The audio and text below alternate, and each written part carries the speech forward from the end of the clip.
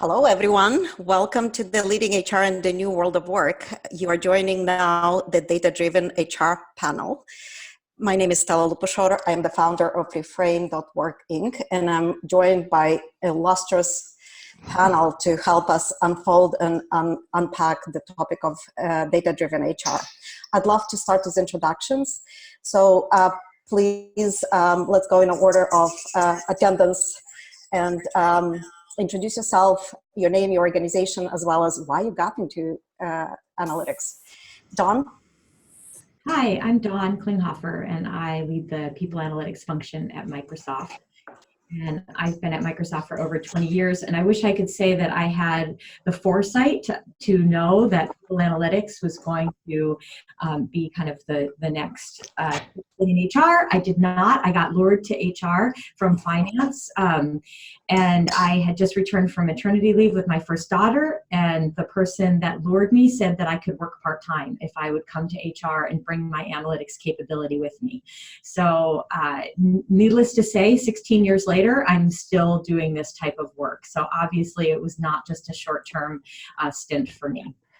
And you are really early in the journey and the evolution of this space. So we're really thrilled to have you here. Arun? Hey, hi Stella. Hello everybody. Arun Chidambaram. I recently joined GE Healthcare to lead talent analytics. My background has been in mathematics and engineering. In my engineering days, I used to work for Harley Davidson. Hello? Yeah. So quickly, I've been in this space for about 15 years, and I'm extremely excited to see the current population with a very diverse mindset, Stella. So I think it's a great field. In fact, I just met someone last week in Poland in the GE team who has a background in quantum chemistry. You know, it's like I've never heard of quantum chemistry and people analytics. So I think there's a lot more to be told about this field, a lot more to be explored, and I'm really excited to be part of this panel here today. And it's exciting to see how people from other fields are gravitating towards the people analytics space and moving in to bring their talent. Yeah. David? Hi everyone, hi Stella. My name's David Greene. I'm an Executive Director at Insight 222.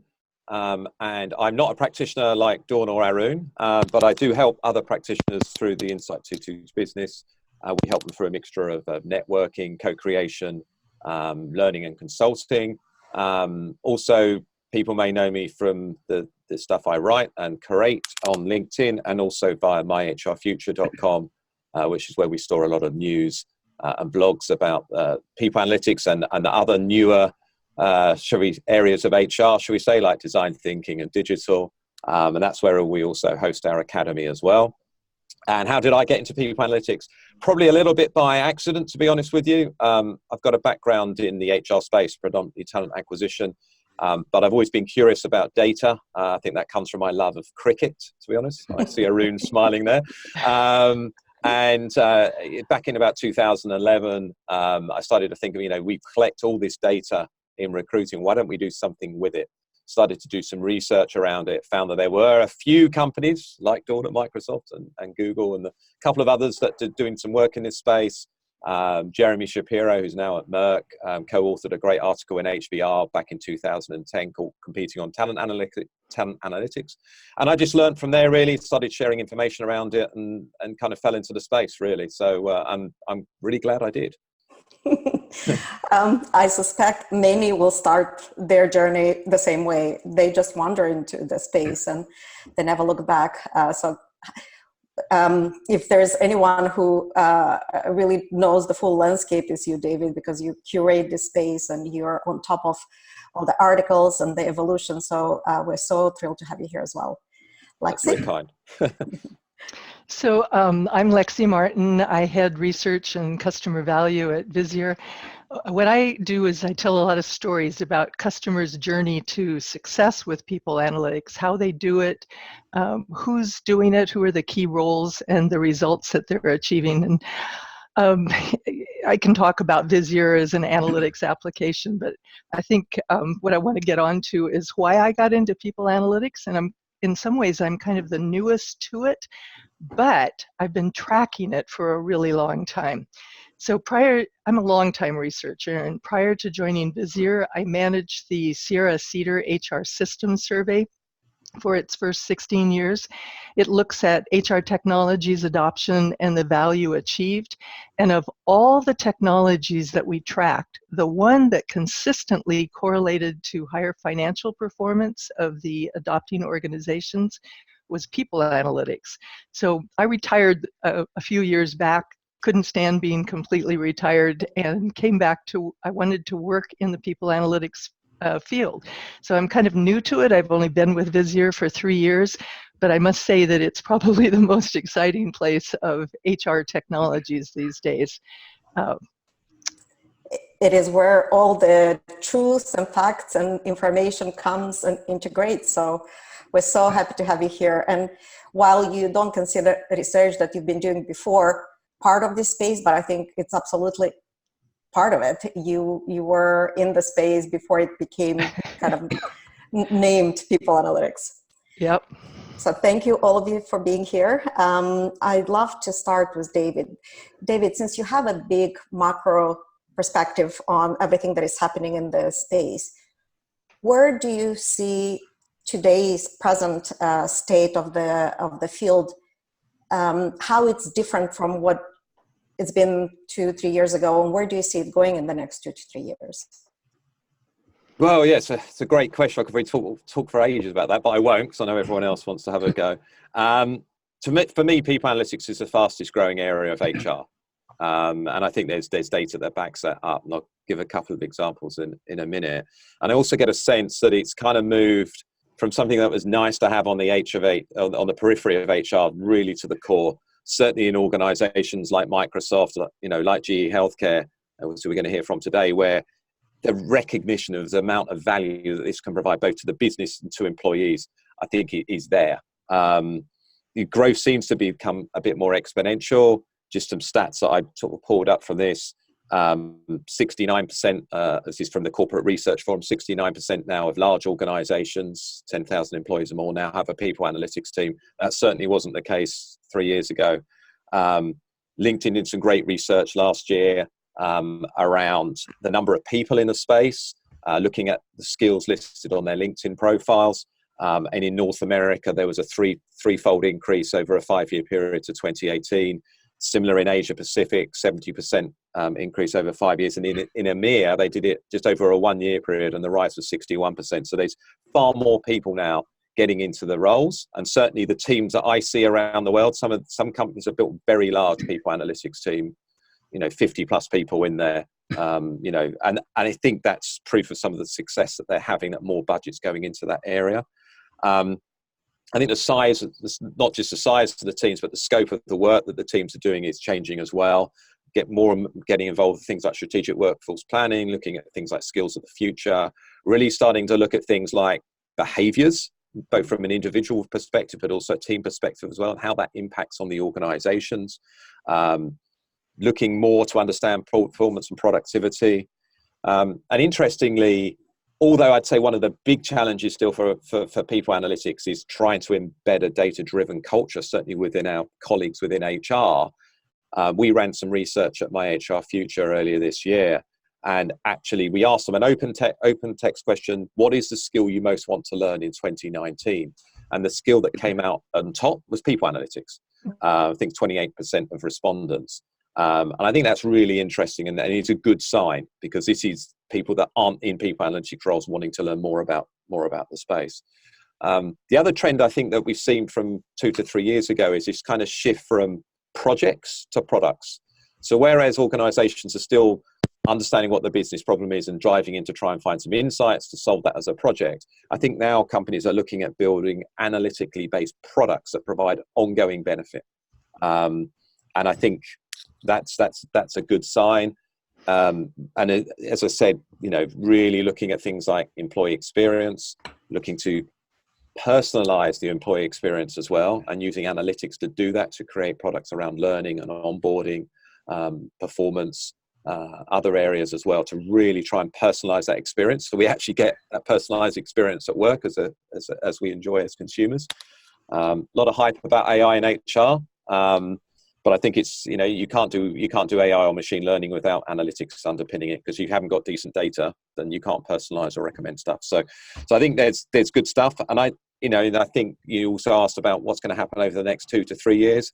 I can see that growth continuing. I can see that companies are more and more starting to play with emerging data sources. They're not just looking at HR data now; they're looking at other data in the organisation, and combining those to really understand what's driving the business. And I think we'll probably hear some examples from Dawn and Arun, so I'm not going to steal their thunder. 2 big challenges. One, I think I talked about, was a data-driven culture. How do you excite, enable, and equip HR business partners in particular? And then the other big question, of course, is around ethics and privacy. Because as there's more legislation coming in this space, and more local-based legislation, and B, I think that the data sources that we're starting to look at now are beyond the usual stuff within HR. So clearly, those questions apply.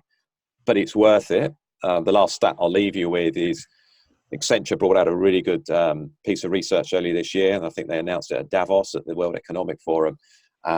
And they did some research. 2 things from it. Number one, they identified that the combined value of the 500 largest public listed organizations in the world, if they unlock the value in their workforce data, was a combined $3 trillion. I think we'd all like our share of that. And I think the second thing that was really interesting and linked towards the ethics side of things was that 92% of the 14,000 employees that they surveyed said they were happy for their organizations to have that data on them, as long as they got personal benefit from it. So I think that's the sign of where the field is headed. It's an exciting time to be in the space. And just to think how far and how quickly has grown and matured, and the fact that now it's becoming a desirable skills, and their educational institutions that are jumping to help the space accelerate. And it almost brought up the quality of questions higher, as well as the quality of problems now we have to solve and have the opportunity to do so, which is a great time to be in the space. Thank you, David. No worries. Lexi, you talk to a lot of customers. You look at it from a customer perspective. Do you see the quality of problems that are being brought up to organizations like Vizier and in general changing? How have you seen the customer demand changing?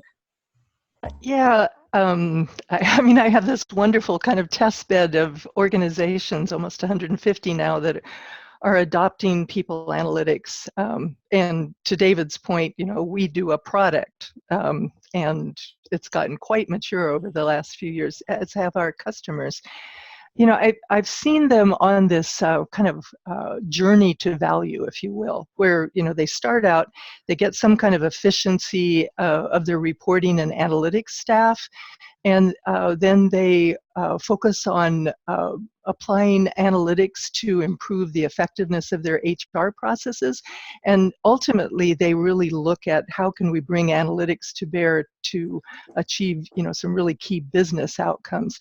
And I'm actually seeing our customers achieving astonishing business outcomes. They're getting significant savings, and some are even getting some revenue enhancement. We've got one healthcare provider that's reported 400 million in savings from optimizing productivity of their nursing staff, reducing overtime spend, reducing absences.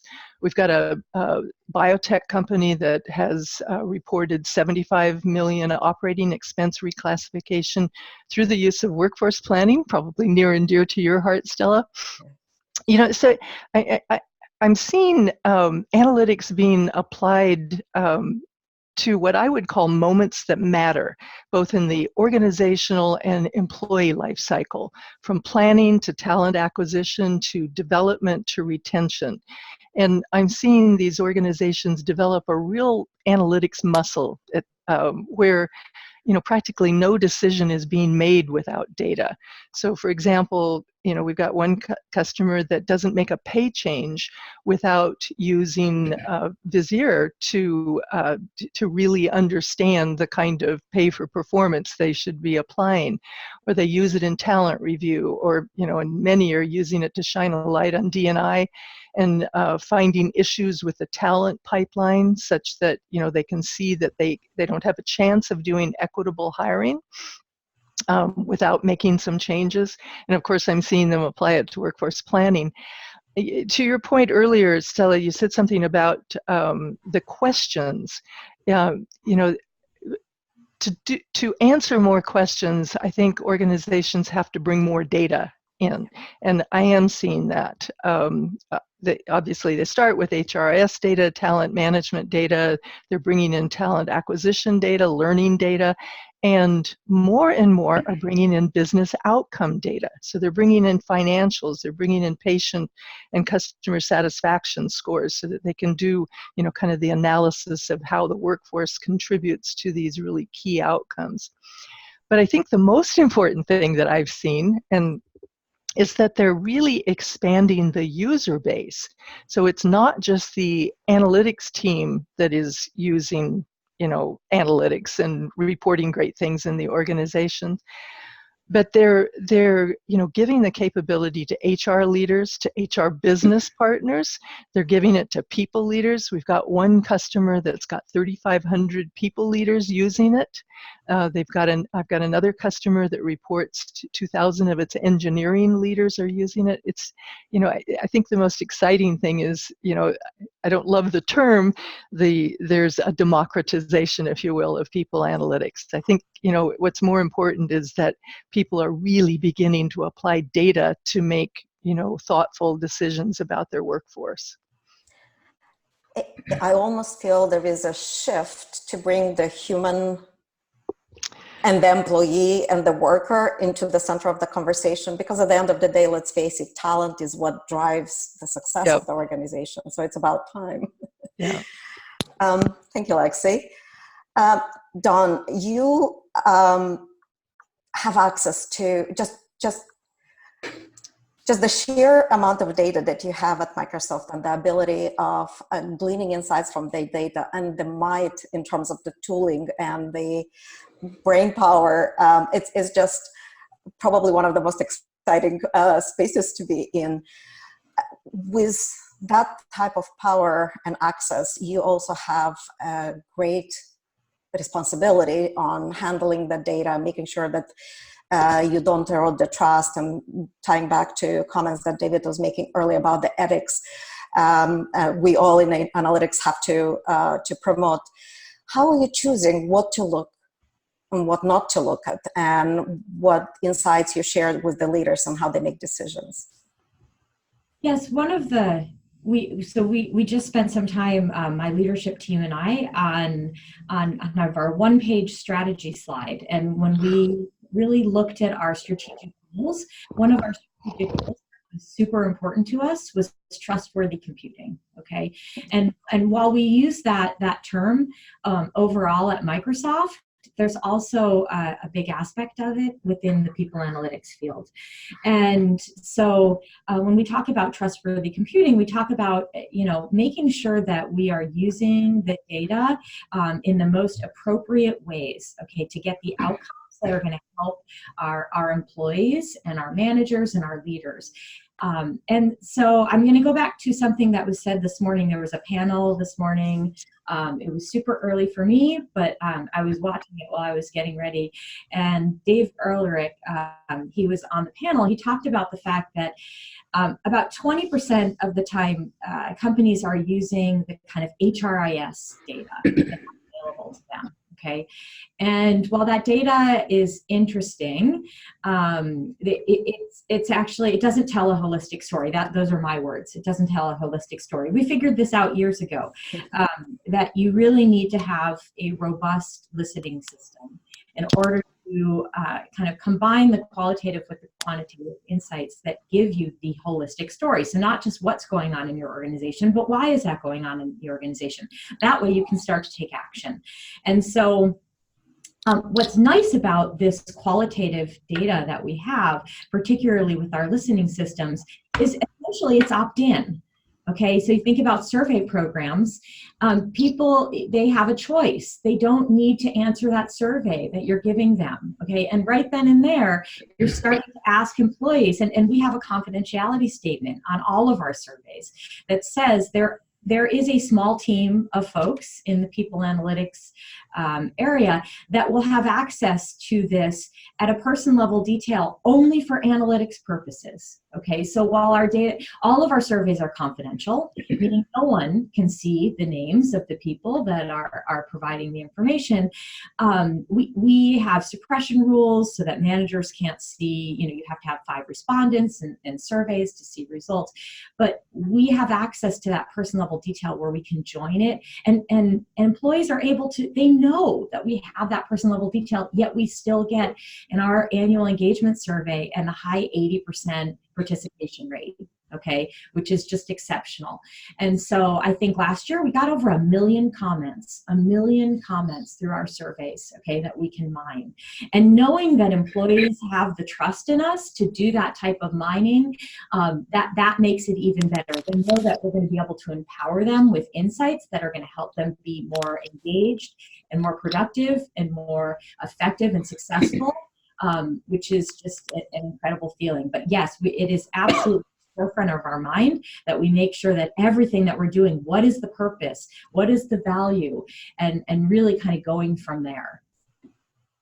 It's so encouraging to hear leaders like you taking that stance, especially given the amount of data, not only for the Microsoft internally, but also the opportunity for this type of analysis and insights to then be applied or offered up to the customer. So that rigor built in from the design, from the get-go, it's going to help not only build the trust, but also solve real problems for employees, as opposed to just whatever the energy flow that day in the analytics team. So thank you for setting the example and the role modeling that for all of us. Switching to Arun. Arun, you've always been striking me as somebody who is at the leading edge, always experimenting with new methods, with new types of data, never shying away from something that hasn't been done before. So what are you working on right now? What are the new things that you see coming into the world of analytics for us to experiment with and learn from? Great. Thanks for setting that context, Stella. So you and I we've known for a long time. I think the more mature I'm getting in this field, I think for the audience, I want to say something very clearly. Is like to spend an enormous amount of time understanding how your business operates. It's from every angle of it, how pricing happens, who are your customers. So I think it's extremely important to understand that, because what I've seen, even this is my learnings too, Stella, we jump onto a problem and then we start to peel what does analytics and HR look like. So I think it's more about, I think you start off with understanding clearly what the business problem is, because I think the single biggest challenge for a talent analytics leader or any analytics leader is to prioritize work. Because the moment they start to know who you are, you're going to get, the demand is going to exceed the supply. So with that context of understanding the business problem, that is my drive or impetus for finding new ways to do things. So in terms of, to answer directly to your question, right, as you know, I've spent a lot of time, probably last couple of years, 3 years on network analysis. So it's an interesting space. One of my dear friend, Rob Cross, my mentor too, he's been doing this work for a long time. It's a very interesting science, which looks at, for the audience here, just looking, typically you have a hierarchy in an organization, and this looks like, a network view of it with a tremendous amount of math and rigor behind it. So the problems we're trying to solve, I think I'm relatively new, like this is my second month at G Healthcare. So I cannot obviously say we've done something here, but from my past experiences, we have attempted to understand, what drives innovation in a network. How does information diffuse in a network? How can How do two groups behave and act with each other? How does information communicate? So there's a lot of advantages to it, practical problems you solve. But the catch with that is also to understand how the science works, how it fits into the business priority, how it's going to solve the business problem. So that's one area. It's been working hard, learning more. I wouldn't say I'm an expert, learning a lot. There's a second thing. As part of the networks, we also, in fact, we worked with Microsoft in my last work. It was a very interesting, and kudos to the Microsoft team. We worked with their whole workplace analytics and my analytics platforms, which in a nutshell was to understand employee productivity using meeting behaviors.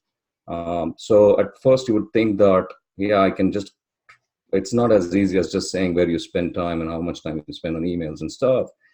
But it's a lot more complicated than that, because the complication comes in how you change the behavior. That's where we started entering into this nudging experiences. And for those of you, I mean, I'm a big fan of Laszlo Bock. He has a company called Humo, a fantastic group of individuals. But this is actually, again, it's more around experimentation in HR, which is an interesting space. And what happens, because it's very easy to prove with math how you do things. Regression is a regression, it doesn't change. But what do you do after that is where the interesting part comes for a talent analytics leader. It's like, where is the value proposition? How do you make good analysis? What is your post hoc strategy? Can you even run an experiment? So there are blind tests and biases. So the values, that's also another space where nudging is a very interesting space. We've experienced, I would say, sprinkled a little bit in terms of how we are approaching, a nudge, and does that change the behavior? And you mentioned behaviors earlier. It's a very interesting space.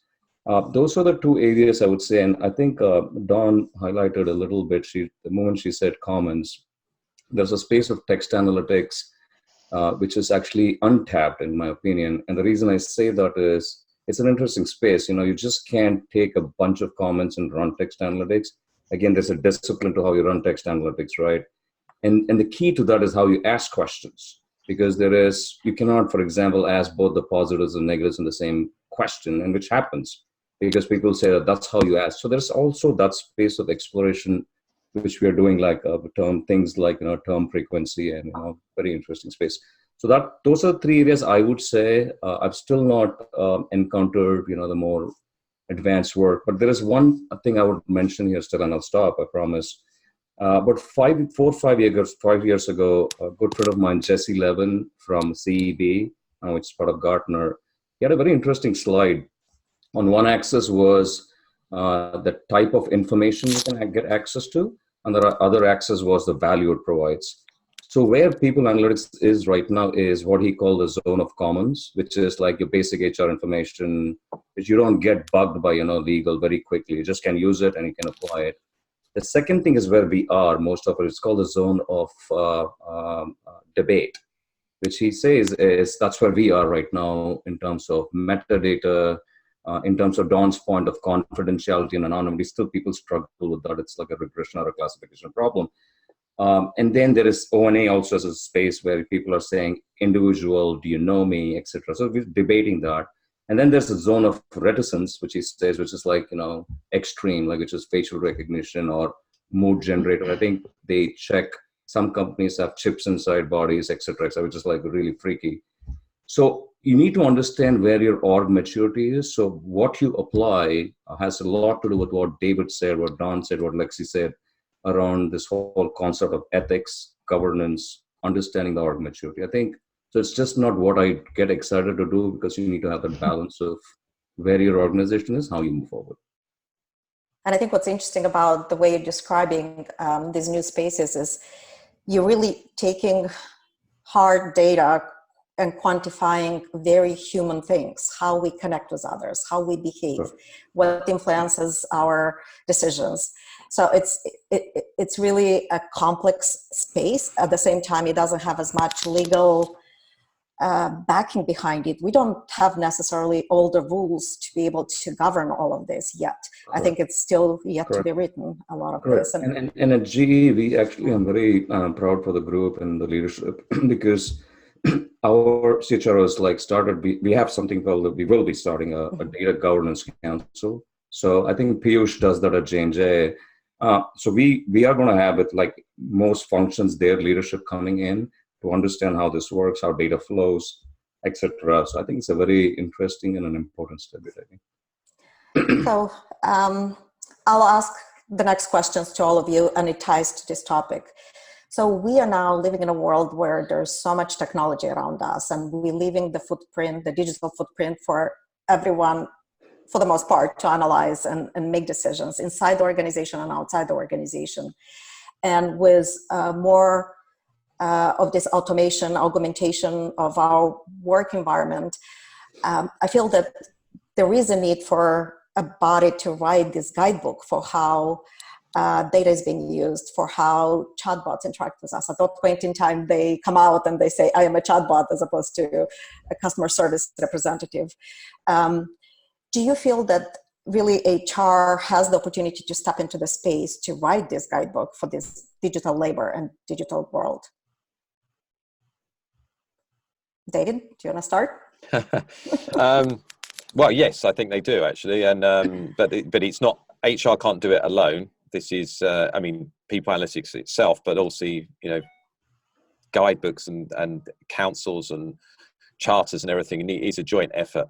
You know, Dawn's done some great work at Microsoft around that, so I'm sure she'll share with you in a minute. But you know, certainly at Insight 222, when we were setting the business up, you know, the initial clients, most of them had the challenge around this, you know, this kind of whole thing around ethics and how we handle and use data. So we worked with them on a co-creation effectively, created an MVP, most viable products, and the idea was that they would then take that and iterate that within their own organizations, because if you need to apply your own language and everything else, you know, and it was, gave them 80% of what they needed. You know, it had an ethics charter in it. It talks about a process on how you handle data, at checkpoints, and who to involve. And I think it certainly helped the organizations that work with this, because they were able to not just say that here's some work that we've got something to work on. They're able to say that 14 other Fortune 50 or Fortune 100 companies have also been involved in this as well. But yes, I think it's a great opportunity for HR. And if HR doesn't do it, then I'm not sure anyone else will do it. But as I said, it's an effort that needs to be coordinated with the rest of the business to really to get everyone to take on board. And actually, why not involve employees in the process as well? And I think the great part of the examples that you're seeing is the fact that in Europe there is a lot more scrutiny and there's a lot more regulation that you can tap into and assess what can be applied. So I think it's you're at the forefront of this space, probably from European perspective. Aaron, do you have an opinion? I think I concur with, I think, I'll be very honest, I'm not clear exactly the question. So you're saying like in terms of the digital transformation, the role HR plays, or is it like? It's the role HR can play in defining the handbook for the digital labor, right? Yeah. Now that we have algorithms and data that helps inform decisions, who is responsible for whether the algorithm is biased or there is a racial recommendation or there is a negative impact on a minority segment as a result of using the data? Yeah, I think see, there is one thing which our space lacks, I'll be very clear, is process. How we approach a problem is where HR can get better. And the answer is yes, I completely agree with David. Does HR need to participate? Absolutely, without a doubt. But I think there is this whole idea of how we approach a problem. We lack this process clearly. I mean, every place I've worked, there's a different way to approach this problem, right? How data comes to you, how you analyze it, what you do with it. So I think if you get better, because when just jumping into this digital transformation is not like, what do you do with it? At least for me, particularly with analytics, we clearly are lacking a process here. And it's that goes to like, it's not that people are doing it intentionally, Stella. It's just there is a lack of awareness of what to do. For example, I'll give you a very simple example. When we ask for data to run a model, the moment the data comes to us, the expectation is that, well, the model should be ready. They have no idea about structure, health, missing values, what it means. So I'm just saying that we just can't. We have a very, very big say about this. And I'm going to come to that later in the talk, but I think it's huge. But if you build this process, it's a process minded, because if I just go across each one of us, Lexi and Don, and and all the customers David supports, we all have a different way. We solve the problem, but again, there's no, discipline around a process itself. We do a good job. So I think if we emphasize that and then blend in, I think we have a lot to offer in your question. I will jump in here because around process is definitely something that we have thought a lot about. Yeah. And Lexi, your comment about data democratization, I feel like that term gets misused. Okay? Yeah, I don't like it either. Throw that out, particularly at a company like Microsoft, where data is ubiquitous. It's everywhere, okay? Right. And so, I have engineering teams that say, we are the experts in data. Just hand over all of the HR data. We'll solve all the problems, okay? We all heard that. Yeah, and so we had to work hard to say, because and then they throw out the term, well, data democratization. It's like, no. Okay, I get that, okay, and that we all need to work together because we all have different data sets that when you combine them together, the power of bringing business data together, HR data with financial data, it's just, the opportunities are endless. But we need to have a process because employee data is a little bit different. You don't just want to throw your employee data around to anyone that asks for it. And so we did have to think, we had to work with our legal partners. Okay, we had to work with the business. We had to come up with a process. And also we have an employee data governance board that kind of governs, a lot of the processes that we have. And this employee data governance board is not just made up of people in HR, okay? It's made up of people all over the company. But the fact of the matter is that we have a very strict process when the business comes to us and wants to do some type of analysis and wants access to data. Well, we don't give them access to data. What we'll do is we'll partner with them, okay? And we even have a big process in which, how do we partner with them to ensure that our employees' data is not compromised in the least bit, okay, and breaks any of the confidentiality statements that we have. So that's something that we've worked hard on the last few years. I can't say that we're done, because it's constantly an evolving process. Someone will bring up some scenario that we haven't thought about yet, and then we have to build that into the process. And how does that work? So, Great points. Great. Alexa, anything to add? I had some trouble when you posed this question to us. I cringed a little bit when I saw the notion that HR should be building this handbook for digital labor, because it sounded in a way like, HR needs to build an HR policy manual. And to me, it smacked of compliance and rules around how people get used in the future. And I know it's really intended to be how bots and AI and machine learning gets used in the future. And I watch people in the industry position AI and bots as a replacement of labor. And HR is just about people. It's about humanity. And, people are still core to what's important for HR, and we're the ones that are driving the future, and HR is leading that. And, so we, HR, need to really, position AI and bots as just complementing people, and really, stay true to what HR is about, which is about humanity. You had another question for us about the BRT roundtable. And I thought it was so, brilliant that organizations are coming out with a statement that they put customer first and they must invest in employees and in their community.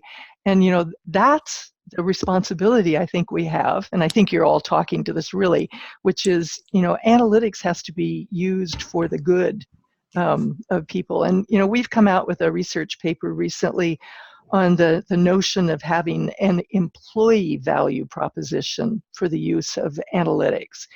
For years, we've been saying that analytics can be applied to create value for shareholders and for the organization.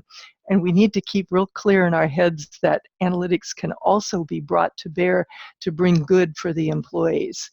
And you've shared some interesting papers with us. I think we should probably share with people on this call too, that there are ways to think about how analytics can be brought to bear to do something good for employees, to help them actualize themselves, give them career development opportunities. Some of the work that Humu is doing with nudging behavior and kind of making them better people in a way, helping them change their behavior for the good. Anyway, I'm rabbiting on here, but analytics needs to be used for the good. Yes, and I'm really excited to just bring everybody else up to speed on August 19 publication from Business Roundtable. If you haven't read it, go find it, businessroundtable.org. So 181 CEOs have signed a purpose statement, a new purpose for the organization. And this is, to me, a watershed moment. I think it's shifting the focus from just shareholder value to be more inclusive of customer benefits, of employees, of community we operate in, of suppliers, and long-term shareholder value. So I'd love to open up to any one of you who would like to also comment on how you think this type of statement is going to change how HR operates and how even analytics can be used to measure the impact and the progress we're making in some of these areas. Do you want me to go, Stella? Sure. I wasn't sure. I'll go. Firstly, let's hope it's not just good PR, and there's actually some intention behind this. I think there is, and many of those organizations are some of the more advanced organizations when it comes to people analytics. Yeah. So they're probably starting to see the benefit of having good people analytics and how that actually has a direct impact on business performance as well as employee satisfaction and everything else. I think set against the context of, I don't know if everyone's read Dying for a Paycheck by Jeffrey Pfeffer, where he basically said that our workplaces are literally killing us. So I think it's important that we do apply good HR, good people analytics to really understand the cost, not just the human cost, but the cost of business of doing that, because actually there is a cost on businesses as well. And I think this is part of the trend I'm seeing where, I said right at the start, where people analytics teams are increasingly being involved around the whole thing around employee experience and employee wellness and personalizing analytics-based products for employees in the business. So I think it's a great sign, for business, because I think it's a move in the right direction and long before time. There are companies that already do this, of course. The B Corporation Group, companies like Patagonia in that already sign up to this sort of stuff anyway. I think obviously the Business Roundtable is a group of companies that can really set the example. So I think it's great for business. It's good for HR, because if we can actually apply good analytics and create good products, it's going to elevate our role within the organization. And hey, it's fantastic for people analytics teams. Most importantly, it's good for workers. Exactly. It All really of us. is.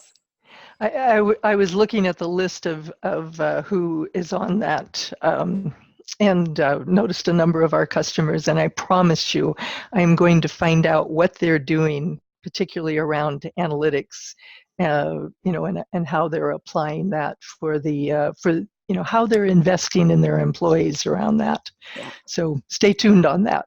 Looking I love forward to do that kind of research. Don or Arun, any thoughts on the BRT publication?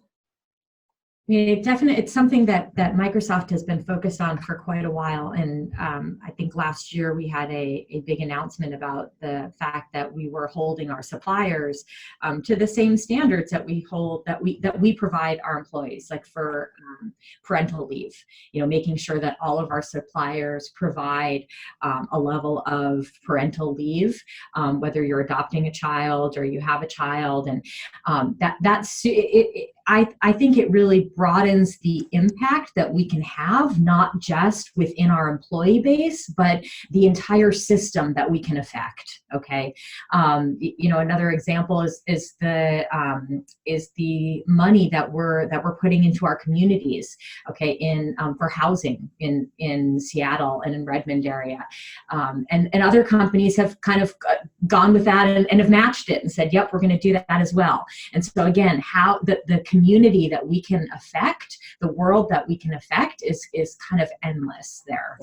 Yeah, and it's exciting to see that now the role traditionally played by the governments or other regulatory institutions are shifting to corporates, because there is a lot more power and ability to influence on the ground globally and locally as well. Yeah. Mm-hmm. All right. We are getting close to the end of the allocated time. If you have any other thoughts or comments that you'd like to share with the audience, please do so at this time. I want to thank you, Stella, for leading this panel discussion. I want to thank Enrique as well. He does an amazing job in being able to bring people together in a virtual way without having to travel anywhere and getting all this great information. Kudos, Enrique, and looking forward to all the other panels that are happening today. It's really exciting collection of so much brain power across the HR organizations and the field. Thank you, all of you, for all your insights. Looking forward to continue following you and your sharings on LinkedIn and other social media channels and learning from all of you. Thank you. Thank you very much. Stella, thank you, Enrique. Thank you, Stella. Yeah.